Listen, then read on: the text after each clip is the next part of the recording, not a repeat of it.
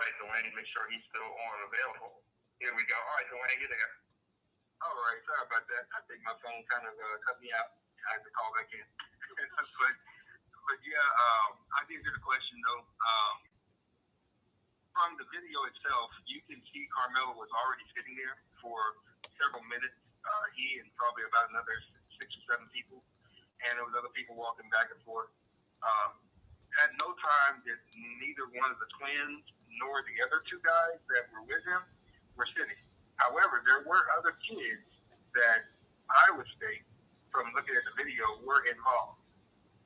And I say that because there was a young person in a yellow poncho.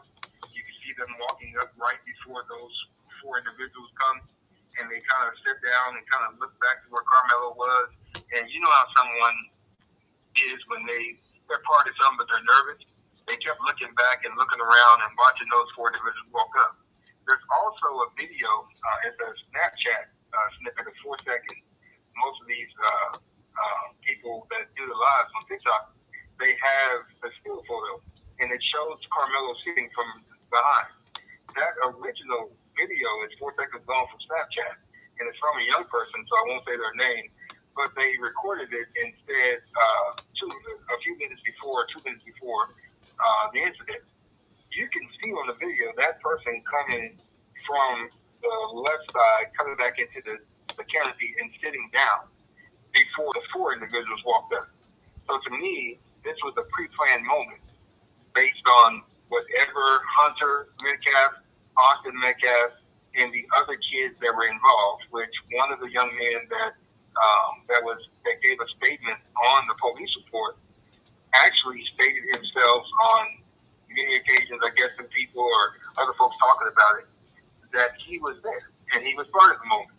This young man ran against Karmelo Anthony probably a few weeks before that, prior to that, and Karmelo, beat him handily. And so I think this is the young person that kept going up and down when the force surrounded Karmelo Anthony.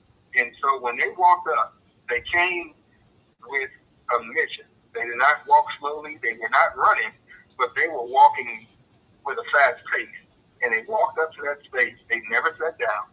And you could see them at that point, one of them walking up and down like he was going to touch Karmelo and come back. You could see the one that's probably the second from the right, which I would assume that would be Austin, based on how everything went down. That one leaning forward, so I guess that's when he was, as Hunter said, taking his backpack and throwing it and putting his hands on him.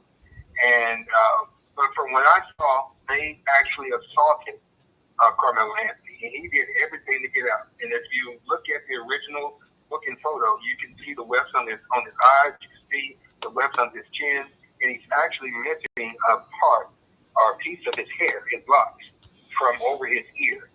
Mm-hmm. And so they had him in a headlock. They had him in all kinds of different things. And they assaulted this young man. And just by the grace of God, he got away. But what people have to understand as well is that